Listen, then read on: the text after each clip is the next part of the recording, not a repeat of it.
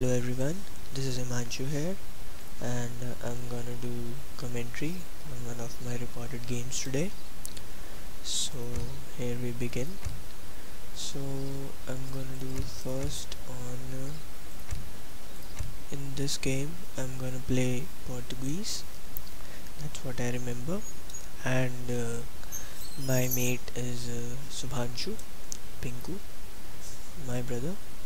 So he will be Japan and I will be playing as Portuguese, and we both are gonna play against just wait a second. So we are playing against one Russia, of course, and the other guy is Japan itself. So here we begin. The game starts. With Portuguese I mostly like to do FF, which is my very basic strategy which I always opt. And if we say about Subhanshu, he's just going to do H2 Ashigaru Mas and Yumi Mas, of course. So in the beginning it's all about collecting the crates and spawning villagers continuously, and collecting some treasures so that you can get a good start for the game. And as you can see, I'm collecting the two treasures in Great Plains which we are given. First is coin, of course, and sometimes it's another coin treasure or 30 food treasure. So it's good to collect both of them in the beginning. And of course Portuguese have a very unique ability. Their explorer has got the spyglass ability, and I think that I have done that by mistake while playing. So in the basic, it's not much to tell. It's all about collecting treasures, so we should just play a bit fast, finding the herds, seeing what I'm doing by view lock, and see, I've got a treasure of scout, native scout, which is very good, which always helps. We can scout and even he can hide, so that we can see what the enemy is doing if we find their base quickly. But we should always know that the scout can be unhidden automatically in front of the enemy explorers, so you have to be careful about that. Scout is always useful and you should always take it. So I'm just making group of my scout and my explorer as I do it in normal game. So it's very basic right now, so we should just skip this area part. And about the deck, say I've got various decks with Portuguese, but since I'm going to do FF, I'm going to take Cross 3 Goons deck, which is a very good deck. We can ship 700 coin as our first shipment and wait for it. But in this game I'm not going to do FF, I'm going to do semi-colonial FF, in which I'm going to make some hussars so that they have one Russian, so that we don't get hard rush since Japan is slow. So it will be difficult for us if Russia rushes. So there's nothing much in the beginning. We are just going normal gameplay. We can see what the other players are doing, like the other Japanese player. He's also collecting treasures, and the other Russian mate, what he is doing, he's also doing some kind of herding and using his explorer for basic treasures nearby. So he has a 95 wood. Maybe if he spots here, then he can really have a good eco. He can really be fast in this game. He can make a blockhouse very quickly. So he has shipped eco theory. That's pretty awkward. Being Russia is not a good thing to ship eco theory first. So just let's see. There's nothing much to see right now. Just basic age up and other things. Doing the herding well always helps. It saves your time of the villagers, and of course it also helps in protecting raids. So I'm gonna make a TC here so that I can be a bit defensive in this game. So I've shipped 700. I'm gonna ship 700 food, that's what I remember. And first shipment is always eco theory if you are going to do colonial boom with Portuguese. Let's see what Subhanshu is doing here. He is also aging up, that's good. and his few villagers are no good. That means he is also gonna do some shrine boom, which is always very lame with Japan. So here we go. I'm almost up, and the other Japanese player is up, and the Russian is still in age 1. So I'm shipping 700 food so that I can make villagers with both town centers, plus I can make hussars. So you can see my stable getting up here, which means I'm gonna make some hussars and raid them, try to buy some time. And of course Subhancho is gonna be defensive, since Japan always goes defensive in most of the cases. The other Japanese player is he's gonna bit attack us. He has made a forward racks, which is not a very good news for us. So he has shipped 5 Yumis as per shipment. And what's the other Russian player doing? So they both are going light infantry. Since it's a recorded game, so I can see everything what the other players are doing, but when you're playing it's a bit different. I don't know what they're gonna do. I shipped 700 food so that I can ship, so that I can make villagers from both town centers. It would be good to see what my market is up to, what the things are done in the market. So we have a forward racks from the Japanese player, and he's attacking Subhanchu's shrine. Subhanchu is doing, he's just making shrines and more shrines so that he can boom. Always shrines are always good, more shrines. So here we see he's backing. Oh, that's a bad move from me. I should have got these Yumis first and let the explorer live. So Subhanchu is also adding some musts, Ashigarus, since he knows I'm gonna make Cav. So here so the Ashigarus come, so I'm got to be back. I can't fight here. Ashis are very lame. They can't be. You can't fight them with hussars, of course. And so 700 wood is my next shipment, so that I can make houses and do the other market ups, steel traps, and the other coin up, which I don't remember its name exactly. So I'm just gonna make more Cav and Cav, since I'm expecting Russia's 5 Cossacks at any moment. So it's good to be in my area, so that whenever they come I can trap them and then go for a raid, which will be difficult for them to stop. And meanwhile the Japanese is attacking shrine, which is not a very good move. He should have come to his TC and see what he has got here and try to build some villagers and all. He can always kill shrines with some samurais or Yamabushis from his consulate. And I'm gonna just make more and more villagers and hussars for now. And meanwhile the Russian is massing strelets, and he's shipping some Cossacks shipments. So you can see I shipped both 5 and 4 Cossacks, so he's gonna come for a raid any moment. And he is busy in killing shrines, which is buying us time, which is a good thing. So meanwhile he's here, I'm gonna fight here. That's not a very good move for me, which could cost me a bit, since he has 9 Cossacks and 10 strelets, and I've got like 8 hussars. So I'm gonna lose this battle if I'm gonna keep fighting. So here I go back, because I know that I can't win this battle. Then he's playing a bit fast, since nothing much is happening here. I'm just gonna go for raids. And here's my scout hidden. We should have been around here so that we can see what they're making exactly. And the Russian is not massing actually. Russia can mass very bad till this moment. They can have around 50 strelets or even more. and a bit musks since it's 8 at the clock this time.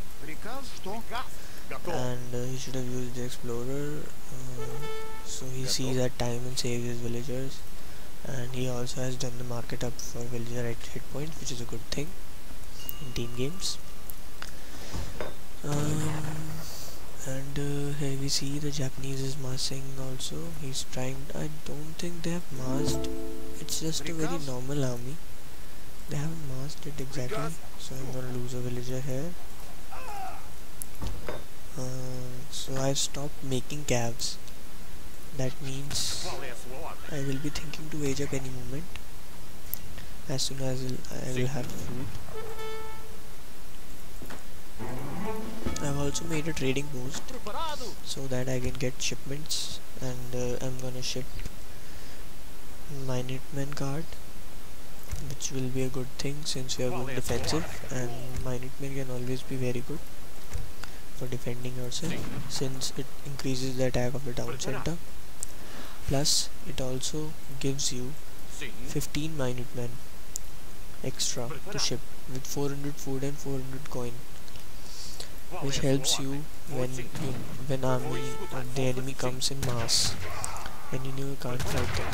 So this is pretty bad for me, and I think I'm gonna lose like one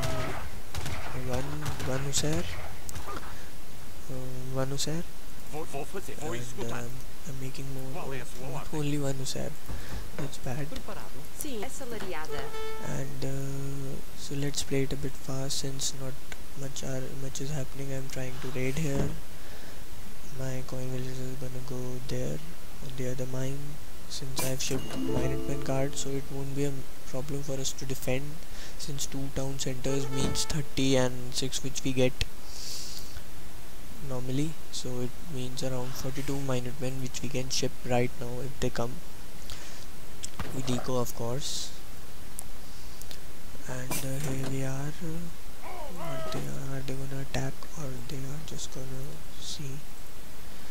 They've massed well now. He has got around 30 strelets, and Japanese has got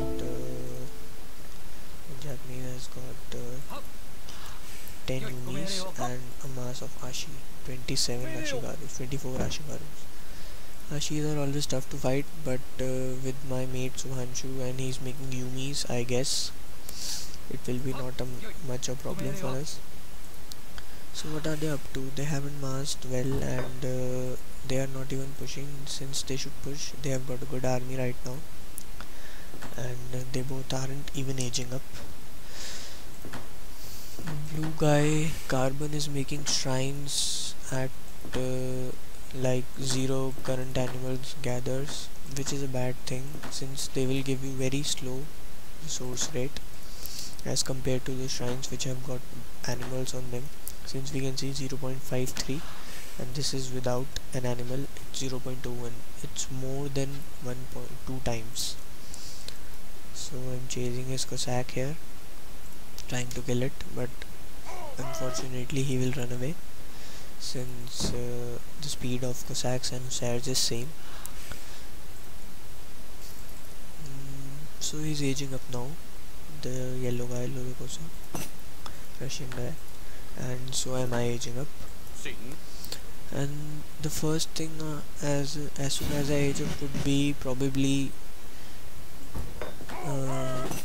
making my Hussars veteran, 3rd age Hussars, upgrading them, which is the most important thing since age 3 Hussars are much better than age 2 Hussars, and here Subhanshu is pushing alone, which is a good thing because his score is pretty high as compared to theirs, and Japan is very lame after around 10-12 minutes if given. But this is a bad thing for me. If even 5 or 6 Cossacks come, then he might lose all his Yumis. But yeah, he's backing off now and he knows, so the blue guy has made cannons, which could be very tough for us to kill since my Hussars are still of 2nd age and we are backing off since we are losing this battle. And I have mixed some goons because I am expecting cap from them now.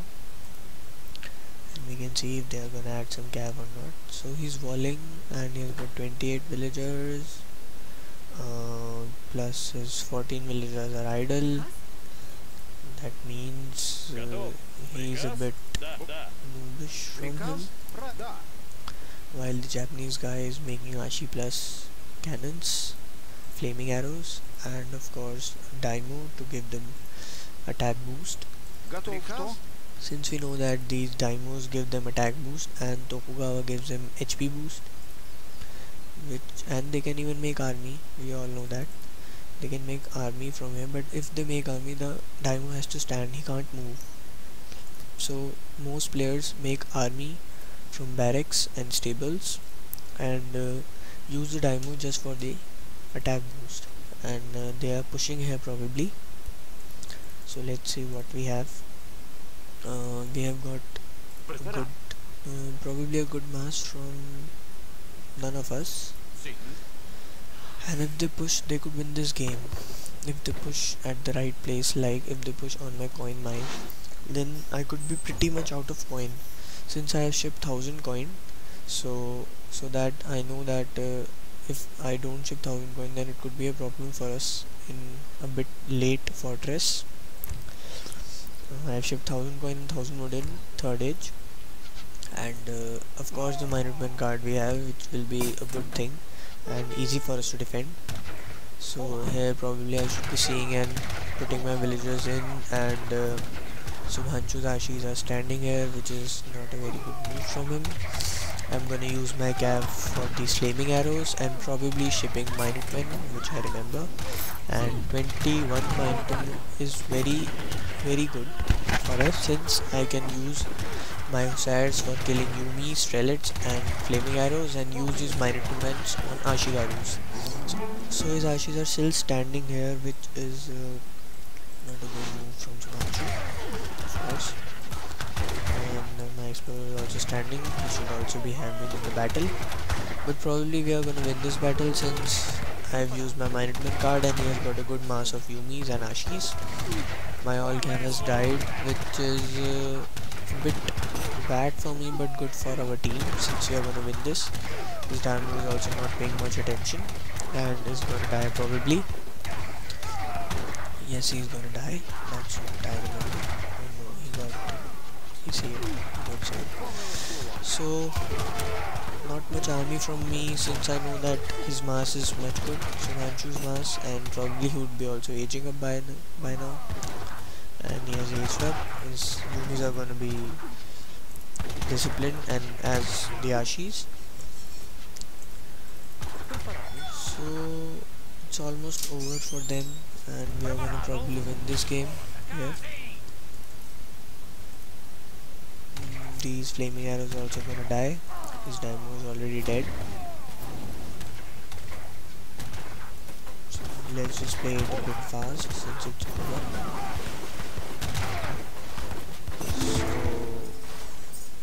So let's see what they have now. Not much army from the blue, and not even from the Russian.